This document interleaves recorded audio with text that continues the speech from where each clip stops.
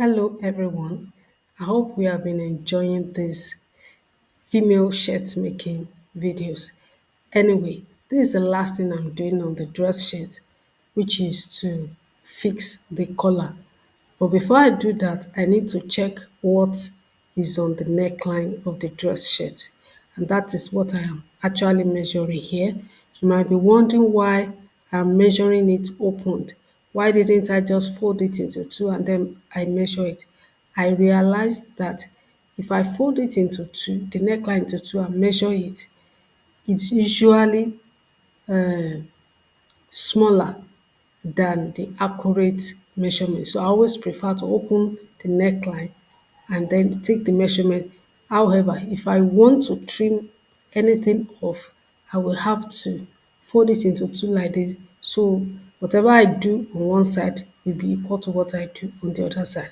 On this shirt now, I only needed to fold it a bit and then I'll go and sew.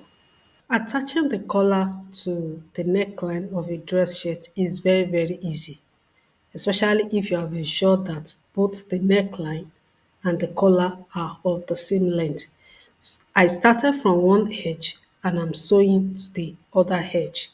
Some people like to start from the middle and then they sew from the middle to one edge and then go back to the middle and sew to the other edge.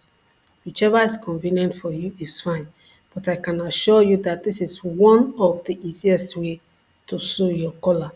I started sewing the collar on the right side of the shirt and I'm going to top stitch it on the inner side or the wrong side of the shirt. I'm inviting you to join me on a training starting this November 12th on how to make female dress shirts.